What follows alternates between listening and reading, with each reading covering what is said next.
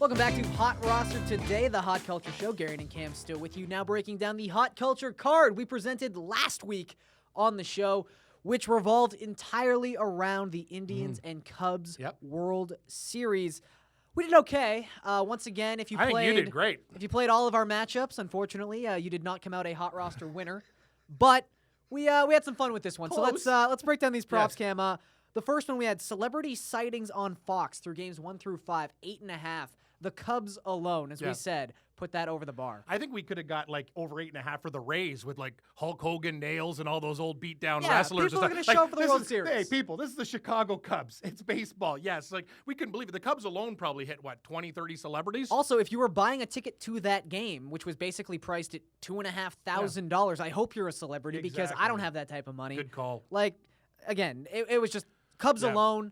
We even saw the Cavs show up as we sort of thought it would happen in Cleveland. So if you count LeBron and Kevin Love, I don't know, like, you get to the lesser level of sort of celebrity. Yes, the like, D-listers. I don't know if Richard Jefferson counts as a celebrity at this point, but we'll give one for Kevin Love and LeBron as well. Okay, number 2. Streakers. I thought there would be a streaker. Now, Cam, you manned up and you actually took a side in this one. Which city would be more likely to have a streaker, Cleveland or Chicago? Cleveland. Cheaper drinks. Yeah, this is basically like picking safety to be the first scorer in the Super Bowl. And you manned up and tried. I did try. And you had good reasoning. I took the push, and there were no streakers to this point. And that sort of theme might follow through to one of our next ones. Let's skip ahead, actually. Let's go Halloween costumes on TV during Game 5, which was obviously on the 30th. We'll get to them in a second. Okay. But sort of that philosophy of, like, I figured the Cubs fans would be too nervous to go streaking. And even the alcohol, like maybe even too nervous to drink. Sometimes I can't drink during big games. I don't know if you follow me on this one. I can't do it. I can always find I'm too focused. a reason. So I said sort of jokingly, because I took the Cubs to sweep this series, that if Chicago were down 3-1 entering Game 5, their fans would not be in the mood to wear Halloween costumes, and that's exactly what happened. Listen, people, Garian's being too modest. He actually hit it right on the head. I basically told Chris, the producer, you can make this number at what, like 20 or 30 and it'll go over? I believe like there's a note here. Stooge. You said you could make it 50.5.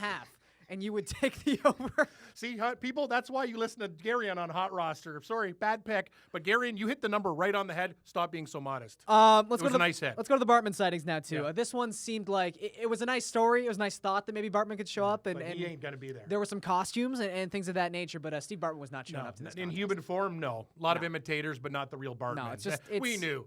It's not... It's not happening. It's just not happening. He's had ample opportunity the last couple of years. It's just not... Look, when your calls are being handled, when you're being called by an organization, a professional sports organization, and you're not even willing to take the call, you have someone else take the call for you, you're not showing up to these games. Absolutely so that was an correct. Overwhelming under.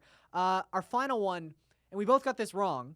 To varying degrees, we got this wrong. I was the most wrong on this one. I basically said, and the stats back me up, that Chicago was better in the regular season at everything than Cleveland. But as I often forget, none of that matters in a 7-game series. We also talked about Corey Kluber, and for Cleveland to be in the series, the wins, and he has been absolutely stellar for the Indians. So let's give these guys a little bit of love. Cleveland's been amazing. Great. I know Cleveland, Buster only keeps updating this stat, and it's obviously changed since Game 1. But there was a point after Game 1 that something like 54% of the Indians' pitching innings thrown this postseason had been by just 3 guys. And that was obviously Kluber, Miller, and Allen. Exactly. And it's like, if you're going to manage your bullpen like that, I think we have the 2 best managers in baseball managing games. I think Francona is actually underrated because Madden gets all the, that's his personality, right? Yeah. The smart guy who he gets everybody on the same team. He really embraces like he embraces the look at me, I'm different type of thing, where Terry Francona is just nails and he's baseball. And he deserves more respect. If you had to pick the rest of this series, so obviously, again, the Indians are up 3-2 right now. Cubs in 7? I still think it's Cubs in 7, right? If the Indians are going to win, they got to win Game 6 or it's over. Well, I mean, Kluber's going to get the ball in Game 7. I still think, though, if the Cubs win Game 6, it's almost like destiny for Game 7. And I love you, Kluber, but sorry. He's been really, really good, but I'd have to agree. I'm going to stick with my guns here and go Cubs in 7. But as I said, you had Cubs in 6, I had Cubs in 4. We were both wrong on that front. But that's what happens with these hot culture cards. And obviously, if you tail our MTV Euro picks, those are going to go a lot better. I think so, too. I promise, guys. Okay, when we come back on the show, we're going to address another fictional card, but one with a little more relevance in your fantasy football leagues. We're going to break out our first ever NFL waiver wire card. Nice. Talk about some positional battles you might be having on this Tuesday, heading into waiver wire clearance on Wednesday. So we're going to help you out with your season-long teams when we come back on Hot Roster Today.